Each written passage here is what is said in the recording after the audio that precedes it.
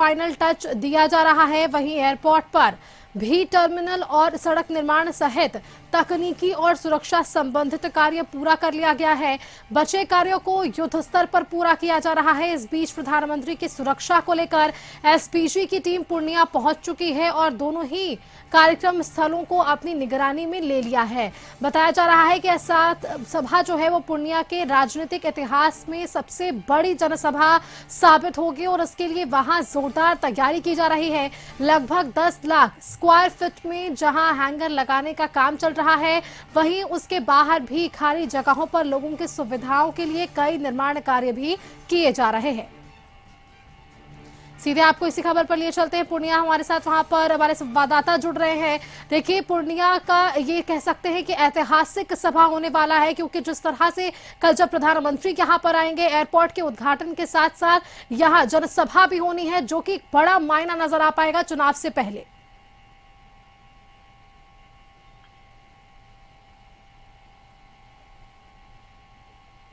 बिल्कुल हमारी आवाज सुन रही है।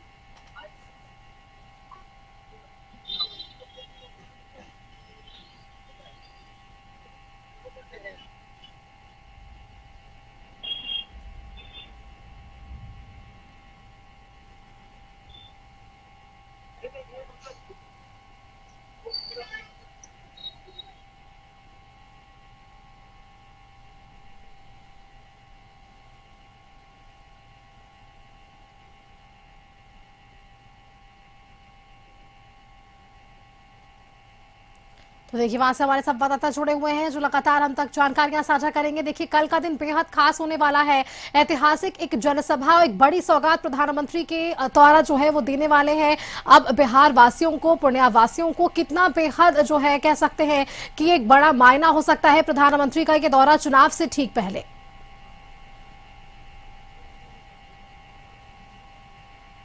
है विशाल जनसभा है, लगभग 5 लाख से ज्यादा लोग इस सभा में आने की संभावना है, जिसको लेकर तैयारी पूरी कर ली गई है। और मैं आपको बताऊं कि ये जो 2 जगह पर प्रधानमंत्री सबसे पहले चुनापुर एयरबेस उतरेंगे और वहां पर जो न्यू टर्मिनल बिल्डिंग बना है उसका वो उद्घाटन करेंगे और वहीं से जो एरोप्लेन की उड़ान भरेगी पूर्णिया टू अहमदाबाद, वो हरी झंडी दिखाएंगे और फिर वहां से रवाना हो जाएंगे। और जो सभा स्थल है सीसाबाड़ी एसएसबी कैंप, वहां पर जाएंगे प्रधानमंत्री, जहां विशाल जनसभा को संबोधित करेंगे। ये हम आपको बताएं कि ये लगभग 44,000 करोड़ रुपए की राशि योजनाओं का उद्घाटन और शिलान्यास प्रधानमंत्री जी के हाथों होना है। इसमें बहुआयामी कई परियोजनाएं हैं जिसकी मांग लंबे समय से चल रही थी, जिसमें कोसी मेची लिंक परियोजना भी है जिसका उद्घाटन होगा और इससे इस इलाके के सीमांचल के 4 जिले के लोगों को काफी फायदा होगा, बाढ़ से मुक्ति मिलेगी लोगों को।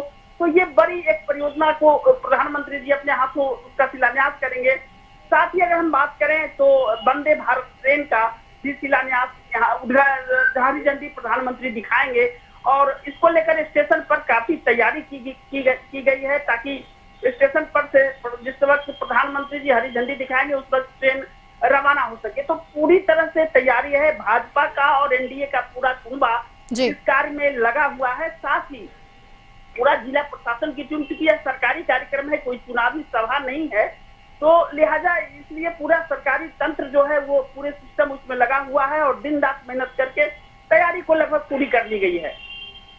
बिल्कुल, देखिए, आपको याद होगा इससे पहले जब प्रधानमंत्री की मां के लिए अपशब्द का इस्तेमाल हुआ था, तब उस वक्त भी प्रधानमंत्री ने मंच से इसका खुली जो है वो कह सकते हैं आलोचना की थी और अब उसके बाद वापस से उनकी मां के साथ एक वीडियो जारी किया गया जो कि एआई जनरेटेड था।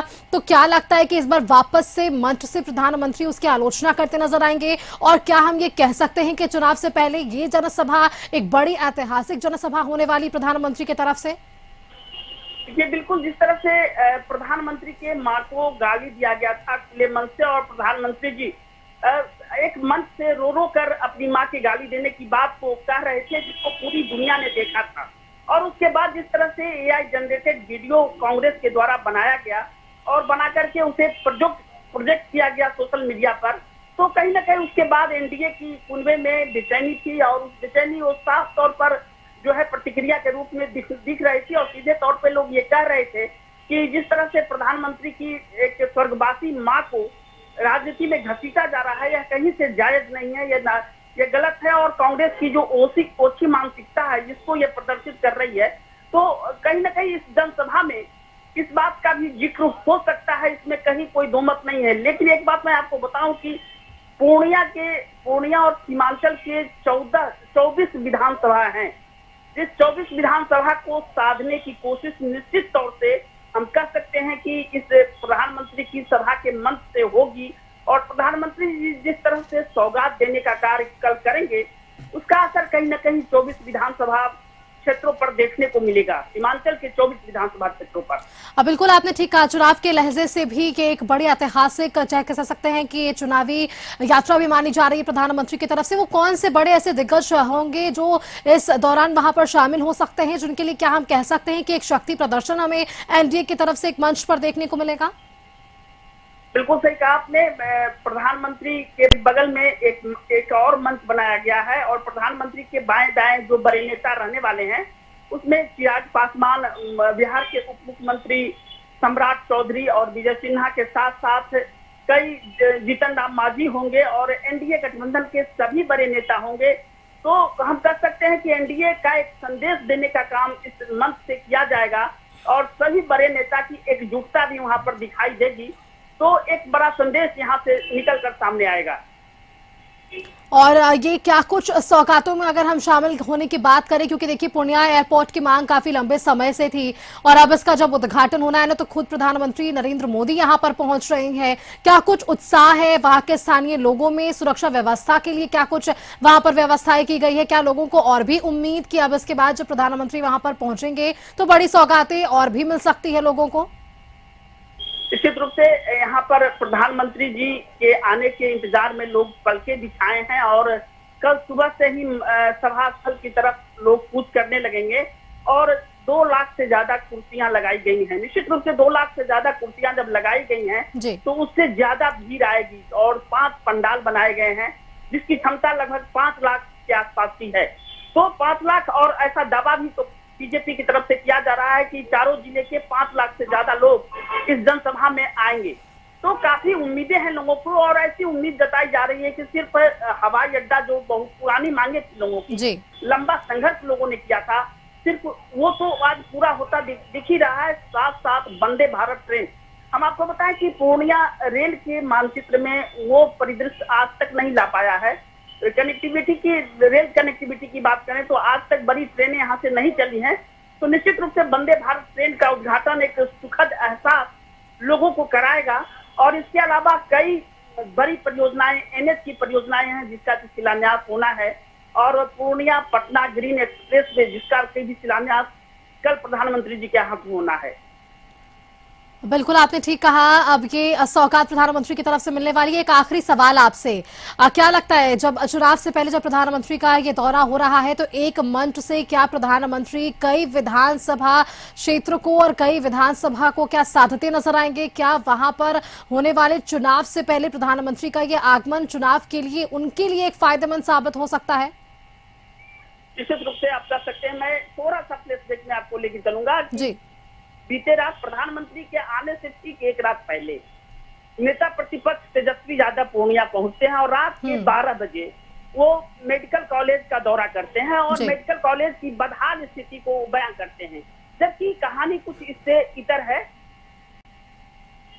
कहानी इससे इतर दिख रही है और कहीं ना कहीं जो प्रधानमंत्री जी का दौरा है उससे पहले नेता प्रतिपक्ष का दौरा, वो अपनी राजनीति रोटी सेकने की कवायद कर रहे हैं। लेकिन जिस तरह से प्रधानमंत्री जी के आने की पूरी तैयारी की गई है और 24 विधानसभा के लोग जो यहाँ पर इकट्ठे होंगे, तो कहीं ना कहीं प्रधानमंत्री जी का संदेश आने वाले चुनाव में स्पष्ट तौर पर देखने को मिलेगा।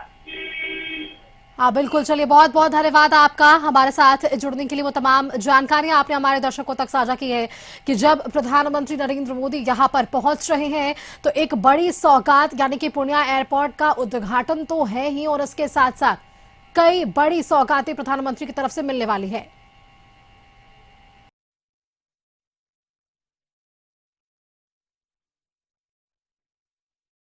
और इसी खबर पर देखिए वरिष्ठ सहयोगी हमारे साथ आनंद विजय जी फोन लाइन पर जुड़े हुए हैं।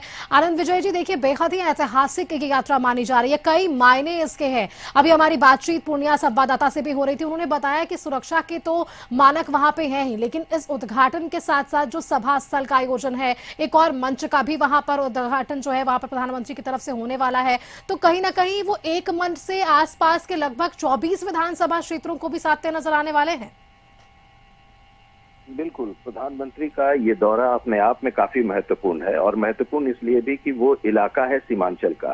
सीमांचल का जो इलाका है वो 2014 में जब प्रधानमंत्री बने थे, उसके पहले जो चुनाव हुआ था, मोदी की लहर थी, उस दौरान भी ये पूरा इलाका जो था वहां पर भारतीय जनता पार्टी को सफलता नहीं मिल पाई थी।